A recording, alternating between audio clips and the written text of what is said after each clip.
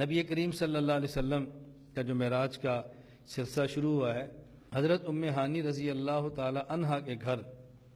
حضور اکرم صلی اللہ علیہ وسلم آرام فرما رہے تھے۔ جبرائیل امین ام ہانی کے گھر آئے اور دروازے سے نہیں، ام ہانی گھر کی چھت پھٹی اور آپ چھت سے گھر میں داخل ہوئے، اور اس کے بعد سوئے ہوئے تھے، آپ کو اٹھایا اور وہاں سے اٹھا کے آپ کو لے گئے حتیم کعبہ۔ حتیم کعبہ میں جا کے نبی کریم صلی اللہ علیہ وسلم پھر سو گئے۔ آپ پھر وہاں سے اٹھایا اور پھر لے گئے بیر زمزم، زمزم کا کنواں وہاں پہ، وہاں نبی کریم صلی اللہ علیہ وسلم کو لٹایا اور آپ کا سینہ مبارک چاک کیا، شق کیا، آپ کا قلب مبارک باہر نکالا، جنت سے سونے کا تشت لائے، اس میں نبی پاک صلی اللہ علیہ وسلم قلب مبارک رکھا، اس کو زمزم کے پانی سے صاف کیا، پھر انوار علوم حکمتوں سے کو بھر دیا دل کو، پھر واپس رکھ دیا۔ اس کے بعد حضور اکرم صلی اللہ علیہ وسلم براق پر بیٹھے، جبرائیل امین نے آپ کی رکاب کو تھاما ہے اور میکائیل نے آپ کی براق کی لگام کو پکڑا ہے، اور آپ کا سفر معراج کا شروع ہو گیا ہے۔ آپ دیکھو کتنا اعزاز ہے۔ نبی کریم صلی اللہ علیہ وسلم کا جو معراج کا سفر شروع ہوا ام ہانی کے گھر سے، لیکن ام ہانی کے گھر سے آپ ڈائریکٹ اوپر نہیں گئے، بلکہ ام ہانی کے گھر سے پہلے آپ کو لایا گیا کعبہ۔ کعبہ سے آپ کا سفر شروع ہوا اور عرش پہ جا کے ختم ہوا۔ اور میں یہ بات سمجھایا کرتا ہوں، ام ہانی کے گھر کی بجائے کعبہ سے ابتدا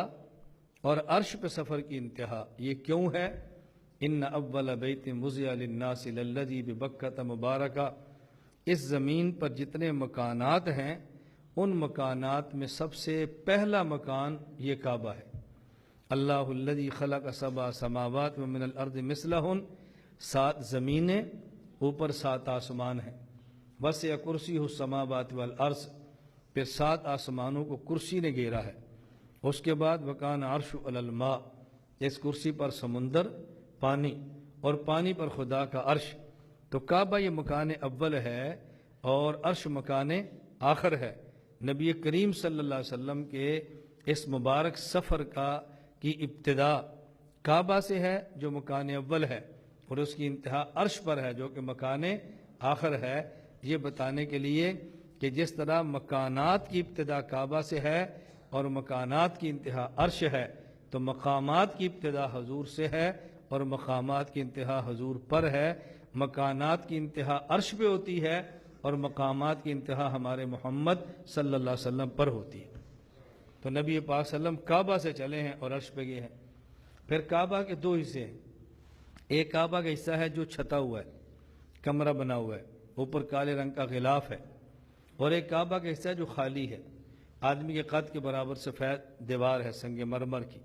اور اس میں ایک راستہ نکلنے کا، ایک باہر کا ہے، اور یہ جگہ تو جو چھتا ہوا ہے اسے کہتے ہیں کعبہ، اور جو چھتا ہوا نہیں اسے کہتے ہیں حتیم کعبہ۔ ہیں یہ دونوں کعبہ، ہیں یہ دونوں قبلہ، ان میں سے جس کی طرف منہ کر کے نماز پڑھیں گے نا وہ کعبہ کی طرف ہی ہے۔ اگر آپ حتیم کے اندر نماز پڑھیں تو گویا آپ نے کعبہ کے اندر نماز پڑھی ہے، یہ کعبہ کا حصہ ہے، الگ نہیں ہے، یہ دونوں ایسے ہی ہیں۔ تو حضور اکرم صلی اللہ علیہ وسلم کا جب معراج کے سفر کا آغاز ہوا تو آپ کعبہ کے اس حصہ سے نہیں گئے جو چھتا ہوا ہے، بلکہ اس حصہ سے گئے ہیں جو کہ کھلا ہوا ہے۔ یہ امت کے 99% غریب طبقے کی ترجمانی ہے کہ کعبہ کا وہ حصہ جو چھتا ہوا ہے، آپ اس میں داخل ہونا چاہیں نا تو آدمی کے قد سے اوپر دہلیز ہے، سیڑھی لگتی ہے دہلیز پہ جانے کے لیے، اور پھر دروازہ ہے، پھر اندر جانا پڑتا ہے، سیڑھی کے بغیر آپ کعبے کے اندر بھی نہیں جا سکتے۔ اور وہاں کون جاتے ہیں؟ بڑے بڑے لوگ، صدر، وزیر اعظم، کوئی پروٹوکول والے لوگ جائیں گے، عام بندہ نہیں جاتا۔ اگر اللہ کے نبی کعبہ کے اس حصہ سے جاتے جو چھتا ہوا ہے تو ہم جیسے امتی کی حسرت ہی رہ جاتی، کبھی ہم بھی وہ جگہ دیکھیں گے جہاں سے رسول اکرم صلی اللہ علیہ وسلم معراج پر گئے تھے۔ اللہ نے اس کی بجائے اس کھلے ہوئے حصے حتیم کعبہ سے آپ کو معراج کا سفر شروع کرایا تاکہ اس امت کا غریب سے غریب آدمی جب چاہے مکہ میں اس جگہ کو جا کر دیکھ سکتا ہے، وہاں دور کا نفل پڑھ سکتا ہے جہاں سے اللہ کے نبی معراج کے لیے عرش پہ گئے تھے۔ اب بتاؤ ہمارا کتنا اللہ پاک نے خیال فرمایا ہے اور کتنا ہمارے اوپر کرم کیا کہ آپ وہاں سے تشریف لے گئے۔ پھر نبی پاک صلی اللہ علیہ وسلم جب وہاں سے تشریف لے گئے، اب زمزم کے میں بڑی شارٹ کٹ 2-4 باتیں عرض کرنا چاہتا ہوں، جو بہت اہم باتیں میں نے وہ سمجھانی ہے۔ زمزم کے پانی سے آپ کا سینہ قلب مبارک دھویا گیا ہے نبی پاک صلی اللہ علیہ وسلم۔ نشر الطیب میں حضرت حکیم الامت مجدد الملت مولانا اشرف علی تھانوی نبر اللہ مرقدہ ارشاد فرماتے ہیں کہ بعض حضرات کی رائے یہ ہے کہ زمزم کا پانی کوثر کے پانی سے بھی افضل ہے، کیونکہ زمزم کے پانی سے آپ کا قلب اطہر دھویا گیا ہے۔ یہ بعض حضرات کی رائے ہے کہ زمزم کا پانی آب کوثر سے بھی افضل ہے کہ زمزم کے پانی سے آپ کا قلب اطہر دھویا گیا ہے۔ نبی پاک صلی اللہ علیہ وسلم کا اب یہ باطنی غسل ہوا ہے، باطنی، کیونکہ حضور کا سفر ہو رہا ہے نا۔ اب نبی پاک صلی اللہ علیہ وسلم نے اللہ کے یہاں جانا ہے، مہمان بن کے جانا ہے۔ اب آپ کا جو سفر ہے، یہ سفر تو جسم کے ساتھ ہو رہا ہے، لیکن جو تحفے ہیں وہ سب روحانی ملنے ہیں، روحانیات کے تحفے ہیں، تو آپ کو روحانی طور پر قلب اطہر دھو کے مزید اگلے سفر کے لیے تیار کر دیا گیا ہے۔ اور یہ آپ کے قلب اطہر کو دھونا، یہ یاد رکھنا، پاک کرنے کے لیے نہیں ہے، مزید صاف کرنے کے لیے ہے۔ پاک کرنا اور ہوتا ہے اور مزید صاف کرنا اور ہوتا ہے۔ مسجد کا ممبر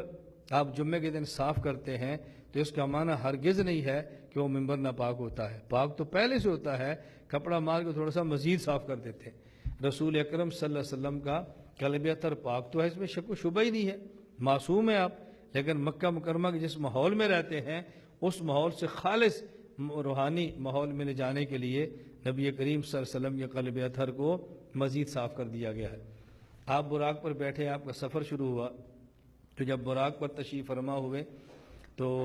آپ کے براق کی جو رکاب ہے یہ جبرائیل امین نے تھامی ہے، اور براق کی جو لگام ہے وہ میکائیل نے پکڑی ہے۔ حکیم الامت حضرت تھانوی رحمۃ اللہ علیہ نشر الطیب میں تعریر فرماتے ہیں کہ اگر کوئی شخص بڑا ہو اور کوئی شخص اس کو بڑا سمجھ کے اس کی خدمت کرنا چاہے تو اس کو خدمت سے روکنا نہیں چاہیے، اس سے اس کی دلداری ہوتی ہے، دلجوئی ہوتی ہے۔ نبی پاک صلی اللہ علیہ وسلم جا رہے ہیں، اب آپ ان کی رکاب نہ تھامے تو براق نے دوڑ جانا ہے، آپ لگام نہ پکڑے تو براق نے کہاں جانا ہے؟ حضور کا تو اعجاز ہے، لیکن نبی کریم صلی اللہ علیہ وسلم چونکہ بہت بڑے ہیں تو آپ کی خدمت کے لیے جبرائیل امین آپ کے براق کی رکاب تھام رہے ہیں اور میکائیل آپ کے براق کی لگام پکڑ رہے ہیں۔ تھانی فرماتا ہے جب کوئی آدمی بڑا ہو اور اس سے چھوٹے اس کی خدمت کرنا چاہیں اور اس خدمت سے ان کا دل بڑھتا ہو تو ان کو روکنا نہیں چاہیے بلکہ خدمت کی اجازت دینی چاہیے۔ اب بہت ساری باتیں ایسی ہیں کہ آدمی کو مطالعے کے ساتھ اور پڑھنے کے ساتھ یہ باتیں سمجھ آتی ہیں۔ اب مجھ پر یہ بات اب کھلی ہے کہ حضرت تھانوی کی بات پڑھنے کے بعد کہ ہمارے مشائخ بڑے جب ان کے مرید، ان کی شاگرد، ان کی اولاد خدمت کرے تو وہ بیٹھ کر اپنے پاؤں کیوں دبواتے رہتے ہیں، وہ خدمت کیوں کرتے رہتے ہیں۔ اور یہ بات اچھی طرح سے نشین فرمائیں، جب مطالعے میں ایسی چیزیں آتی جائیں نا پھر آدمی کے اندر عجب نہیں پیدا ہونا چاہیے بلکہ آدمی کے اندر شکر کی کیفیت پیدا ہونی چاہیے، اور اس پر آدمی کا علم بڑھے یا نہ بڑھے لیکن اپنے اوپر جہالت اپنی ضرور کھلتی ہے کہ مجھے یہ بھی نہیں پتا تھا، مجھے یہ بھی نہیں پتا تھا، مجھے یہ بھی نہیں پتا تھا۔ جو صالح عالم ہو یہ بات اچھی طرح یاد رکھنا، متواضع ہو، صاحب حق ہو، جب اس کا مطالعہ بڑھتا چلا جاتا ہے وہ اس مطالعے پر فخر نہیں کرتا کہ میں بڑا عالم بن گیا ہوں، اس پر اس کی جہالت مزید کھلتی ہے کہ میں جاہل کا مجھے ایک اور بات کا پتہ چل گیا ہے۔ جب اس پر اللہ کا شکر ادا کرتا ہے، لَإِن شَكَرْتُمْ لَأَزِيدَنَّكُمْ، اللہ پاک علوم میں مزید برکتیں عطا فرما دیتے۔ میں اس لیے آپ طلباء سے یہ بطور خاص یہ بات کہتا ہوں کہ جب آپ مطالعہ فرمائیں اور ایک بات آپ کے علم میں آئے جو دوسرے کے علم میں نہیں ہے، اس بنیاد پر فخر نہ کرو اور دوسرے پر بڑائی نہ جتاؤ کہ میرا اس سے زیادہ مطالعہ ہے، بلکہ اسے شکر کی کیفیت ہونی چاہیے کہ میرے پاس علم نہیں تھا، مجھے اللہ نے یہ بھی دے دیا، یہ بھی نہیں تھا، یہ بھی دیا تھا۔ تو صاحب حق جو شخص ہے کثرت مطالعہ سے اس پر اپنی جہالت کھلتی ہے، اس پر اللہ کا مزید شکر ادا کرتا ہے، وہ اکڑتا نہیں ہے۔ جب یہ کیفیت ہوگی نا تو پھر انشاءاللہ اکڑیں گے نہیں۔ یہ بات ذہن نشین فرمائے۔ میں اس لیے گزارش کرتا ہوں یہ باتیں کتابوں سے نہیں، یہ باتیں صحبت سے ملتی ہیں، یہ باتیں پڑھنے سے نہیں، یہ پاس بیٹھنے سے ملتی ہیں۔ یہ باتیں سننے سے نہیں رگڑے کھانے سے ملتی ہیں، یہ بات اچھی طرح ذہن نشین فرما لیں۔ لا إله إلا الله لا إله إلا الله لا إله